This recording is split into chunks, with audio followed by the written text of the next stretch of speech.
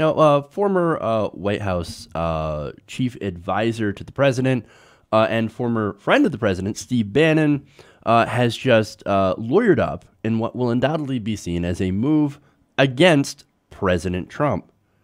So this is very interesting. Now, the Daily Beast has learned the former top White House strategist has retained a man named Bill Burck of the firm Quinn Emanuel.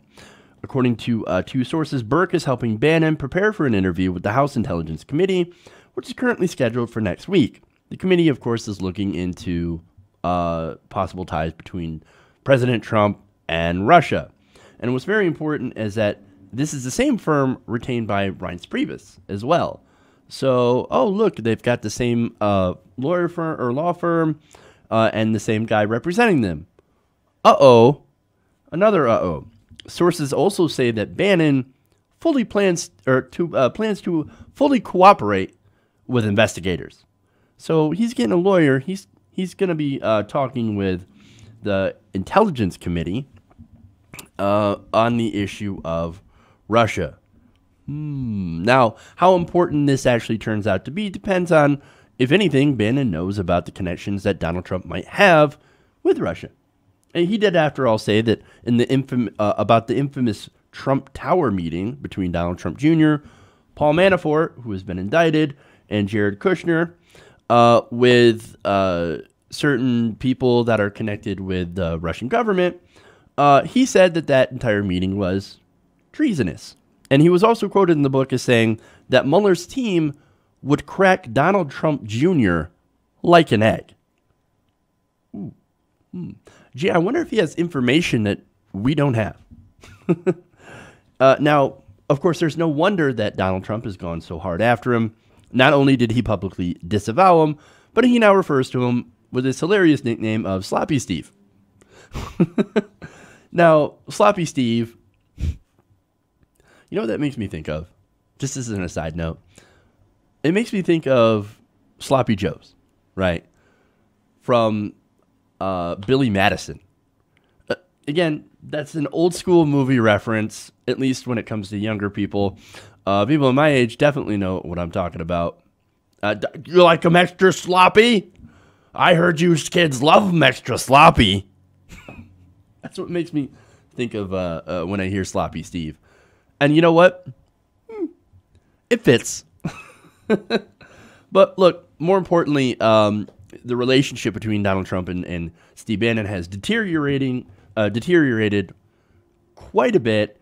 And I think Donald Trump had his hand in getting in the firing of Steve Bannon from Breitbart. So he's no longer in Breitbart. He's no longer got a Sirius XM radio show. And now he has no funding from the Mercers. Now, the Mercer family, of course, big funder of Donald Trump, was a big funder of Steve Bannon, and more importantly, Steve Bannon's candidates. Now, I saw a story in Politico a while ago where Steve Bannon was basically trying to get more people like him elected. Now, it was going to be an abysmal failure, as we saw with people like Roy Moore, which, again, Steve Bannon had backed enthusiastically, even though the fact that he was a child predator.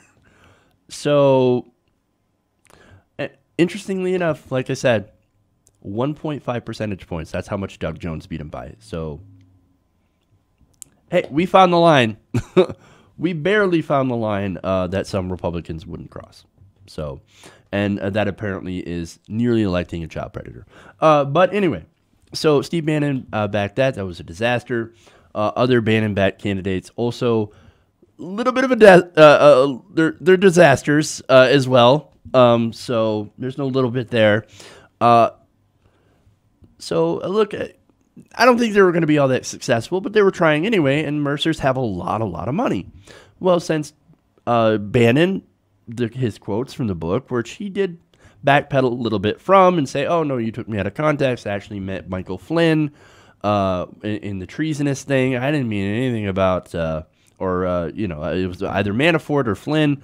I didn't mean Donald Trump Jr. No, he's not treasonous. He's a patriot. He's a patriot. Not enough for Donald Trump. No. Donald Trump is super pissed.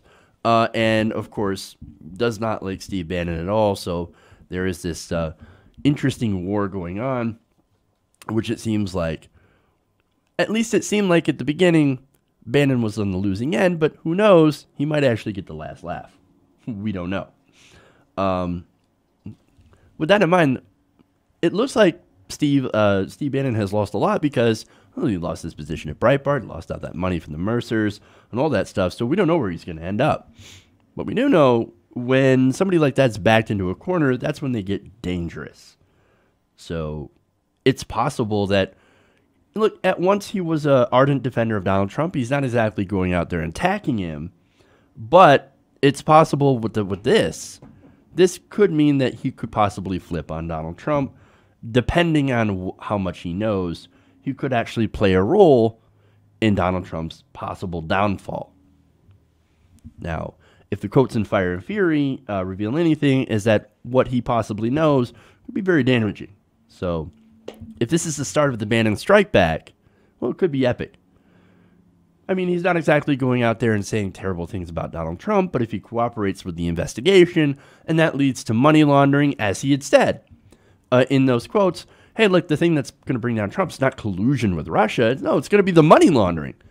Well, this is a good chance or this is a good possibility that this will lead to some clues about that money laundering, depending on what Steve knows. I don't know.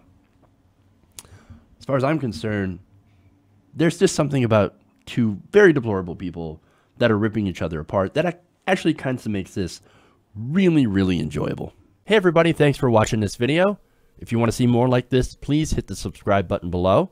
And if you want to support truly independent progressive media, please consider becoming a patron at patreon.com/TYTNation.